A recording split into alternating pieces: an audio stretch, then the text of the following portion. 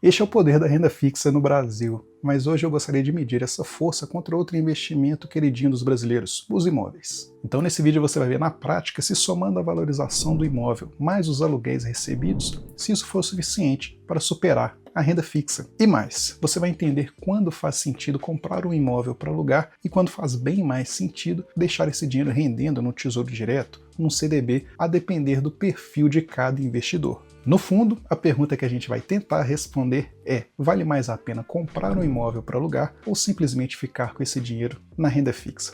Vamos lá? Mas antes, se você está chegando aqui agora, meu nome é Evandro Troco e aqui a gente troca conhecimentos sobre finanças, investimentos, vida, não necessariamente nessa ordem. Então vamos imaginar aqui que lá em 2013, o nosso personagem aqui, Troco, ele de alguma forma tinha 200 mil reais à disposição, ele resolveu investir esse dinheiro num imóvel desse mesmo valor. E aqui um parênteses, né? Hoje, aqui no final de 2025, é meio que quase impossível imaginar que 200 mil reais seria o suficiente para se adquirir um bom imóvel, né? Mas ali em 2013 isso era até viável. Então voltando aqui, ele comprou esse imóvel, então, e 10 anos depois, levando em conta a valorização aqui do preço de venda, mais o valor dos aluguéis recebidos, ele passou a ter essa expressão aqui, meio cabisbaixo. Vamos entender por quê? E aí a gente vai usar como referência essa reportagem aqui do Estadão, que trazia na manchete o seguinte: imóvel ou renda fixa?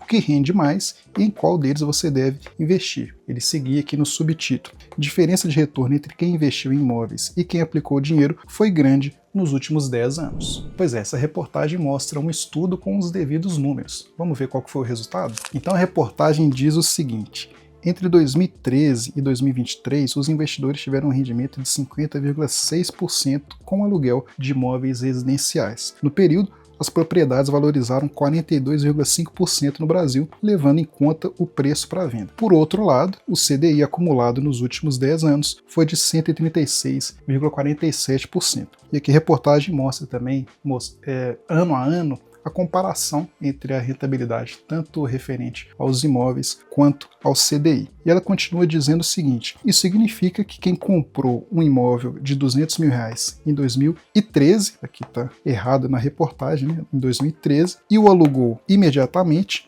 teve um ganho de 101 mil reais até aquele mês. Se vendesse a casa o apartamento, agora haveria uma valorização de 85 mil reais sobre o preço original. No total, o investimento em imóveis teria dado a esse investidor um lucro de 186 mil reais. E ela segue dizendo: por outro lado, se os mesmos 200 mil reais fossem investidos lá em 2013 em uma aplicação atrelada ao CDI, o retorno bruto, sem considerar o imposto de renda, seria de 273 mil reais. Levando em conta o imposto de renda de 15% para o período, esse retorno ficaria em 232 mil reais, um lucro de 46 mil reais a mais do que o obtido com o imóvel.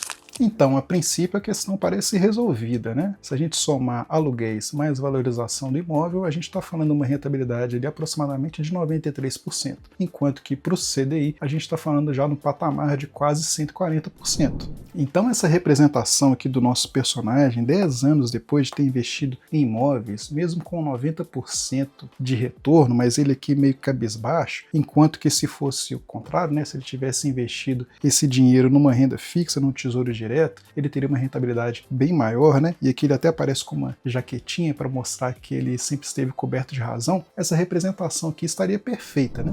Olha, de certa forma, sim, mas a gente sempre tem que deixar claro que o papel aceita tudo. E até por conta disso, essas simulações acabam deixando bastante coisa de fora. Então, começando aqui pelos imóveis, a simulação considera que o imóvel ficou alugado durante todo esse período de 10 anos, mas a gente sabe que na prática é bem provável e é bastante comum que ocorra também que se tenha períodos em que você não tem inquilino e, por consequência, você não vai estar recebendo o valor de aluguel. Então, durante esses 10 anos aqui, você pode ter tido vários períodos em que você ficou sem inquilino. Além disso, uma outra ocasião, uma outra circunstância que pode ocorrer também, que é praxe que ocorra, é um gasto que você vai ter com reformas antes de você fazer o aluguel do imóvel. Então, para cada inquilino que entra e acaba saindo, você tem a necessidade ali de fazer uma reforma do seu imóvel. Além disso, durante todo o período, parte desse aluguel vai ficar por conta da remuneração da imobiliária, a não ser que você faça um contrato ali direto com o inquilino, mas o mais comum, né, é que a pessoa deixe a cargo, né, da administração da imobiliária e, por consequência disso, ela vai acabar mordendo ali uma parte do aluguel que viria para você. Um outro custo também que vai acabar impactando na rentabilidade é que o proprietário aqui que está recebendo esse aluguel, ele possivelmente, a depender ali do valor do aluguel, né, do montante, possivelmente ele vai incidir numa das faixas em que ele deverá recolher e declarar imposto de renda. Então é mais uma mordida ali na rentabilidade que ele teria. Também, caso ele queira efetivar o lucro, né, numa eventual venda, né, do imóvel, também vai ser necessário o pagamento aí de uma corretagem nessa compra e nessa venda do imóvel. Além disso, durante todo esse período de 10 anos, é bastante factível e bastante provável que haja necessidade de outras manutenções aqui durante todo esse período. Então todas as situações que eu elenquei aqui, e que não tem nada de absurdo, né? Inclusive quem for proprietário de algum imóvel pode confirmar aqui nos comentários, elas acabam mordendo ali uma beirada da rentabilidade. E nada disso costuma ser levado em consideração nessas simulações, como no caso aqui dessa reportagem que a gente está utilizando como base. Então aqueles mais de 90% de rentabilidade, no final das contas, acaba levando em conta um cenário bastante otimista. Mas a realidade costuma ser diferente. E um outro ponto aqui envolvendo também imóveis, trata-se do risco de concentração do patrimônio. A gente está usando como exemplo aqui uma pessoa que tem alocado R$200 mil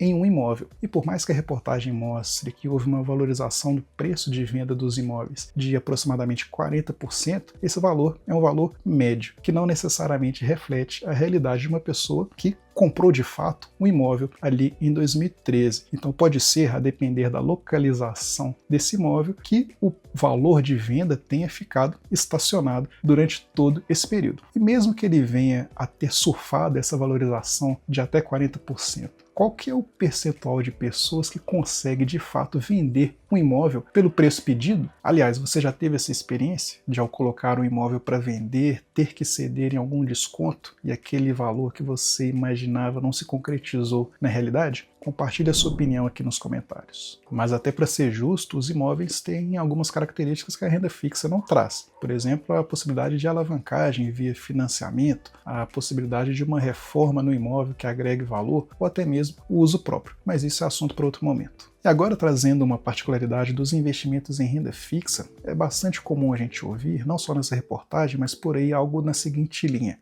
Se alguém tivesse deixado dinheiro em renda fixa desde o início lá do Plano Real, teria tido hoje uma rentabilidade estratosférica. E mesmo no caso dessa reportagem, que traz uma janela mais curta, aí no caso de 10 anos, a gente tem que chamar atenção para o seguinte aspecto. Se a gente pegar aqui os títulos oferecidos pelo Tesouro Direto, aqui para fins da nossa análise, a gente pode considerar que eles têm vencimento relativamente curtos. E a mesma lógica se aplica também para os CDBs, para as LCIs, LCAs. Mas se tratando aqui do exemplo dos títulos oferecidos aí pelo Tesouro Direto, se a gente for pegar aqui o Tesouro Selic, por exemplo, o que tem um vencimento mais longo é em 2031. Então a gente estaria falando aqui do título mais longo, ter uma duração de 6 anos. E por que isso é importante? Embora tenha havido alguns projetos de lei para modificação e unificação da tributação sobre investimentos de renda fixa, como a medida provisória 1303 de 2025, que já foi até retirada de pauta, o que está em vigor hoje é a tributação regressiva de imposto de renda sobre esses investimentos de renda fixa. E a tributação vai seguir essa tabela, iniciando ali em 22,5% e depois ali de acima, né, de 720 dias, reduzindo para 15%. Então, na prática, como que funcionaria? Se você investisse aqui nesse título de Tesouro Selic, né, com vencimento em 2031, daqui a 6 anos, esse investimento ele vai vencer, então ficaria ali retido, digamos assim, na fonte 15% de imposto de renda. Só que aí o que você faria? Você teria que reinvestir em renda fixa. Mas aí, reinvestindo em renda fixa, você iniciaria novamente o ciclo. Então você estaria ali de novo nos primeiros 180 dias sujeito à incidência de 22,5% e depois, à medida que o tempo fosse passando, passaria para 20%, 17,5%, até ali 2 anos depois, nesse ciclo, voltaria a incidir os 15%, porque no caso aqui da renda fixa, diferentemente de uma ação na Bolsa de Valores, você não consegue levar o seu investimento ad eterno.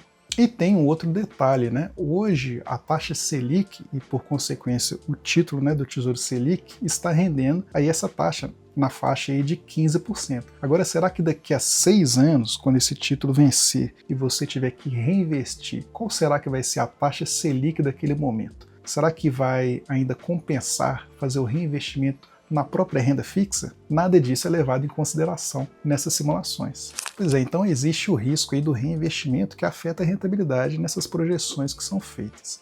Então, como eu sempre gosto de dizer por aqui, o papel aceita tudo, então a gente precisa levar em conta outros fatores quando a gente for fazer a comparação entre diferentes tipos de investimentos. Aqui no nosso caso, imóveis e renda fixa. Até por isso, vamos ver em qual circunstância cada um desses investimentos é mais indicado. Aqui no caso dos imóveis, se você pretende fazer uso do imóvel para uso próprio, que aqui tem toda uma discussão à parte se vale a pena comprar casa própria ou não, até foge um pouco da questão do ponto de vista de investimento, porque aí vai envolver outros fatores que até superam a questão de se é rentável ou não, envolve mais aspectos aí de lugar que você vai morar, se te dando, né, dando uma garantia de estabilidade para o caso aí do morador, do proprietário. Em cases muito específicos também, imóveis em região com forte projeto urbano ou uma compra muito abaixo do valor envolvendo uma reforma inteligente, que no caso você conseguiria, ou pelo menos teria expectativa de absorver uma valorização no preço de venda do imóvel bastante acima da média, ou então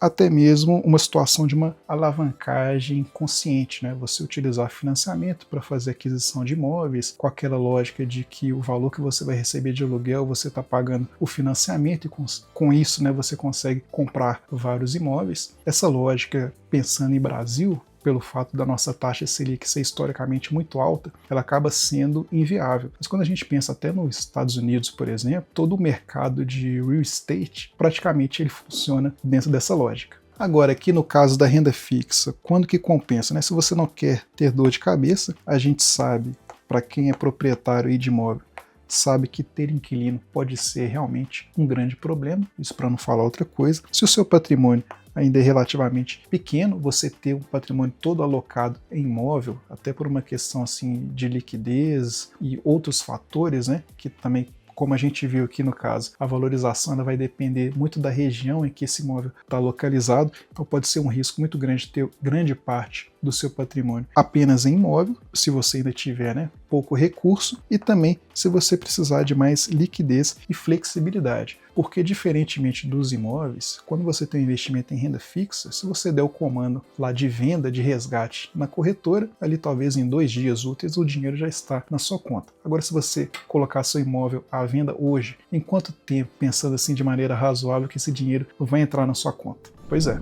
Então vemos que a renda fixa rendeu mais do que o investimento em imóveis numa janela de 10 anos. Mas que ainda assim há ainda algumas outras particularidades que devem ser levadas em conta nessa comparação. Mas não paramos por aí. Dito tudo isso, o que você faria então? Howard Marks ele tem uma frase que ele diz que há 2 tipos de risco envolvendo investimentos: o risco de perder dinheiro e o risco de perder oportunidades. Então hoje, se você tivesse à disposição R$255 mil para investir, o que você faria? Você compraria, por exemplo, esse imóvel à disposição aqui na região da Moca, em São Paulo, ou mesmo em uma região aí próximo onde você mora, ou você utilizaria esse mesmo recurso para investir na renda fixa em títulos do Tesouro Direto? E aí, o que você faria?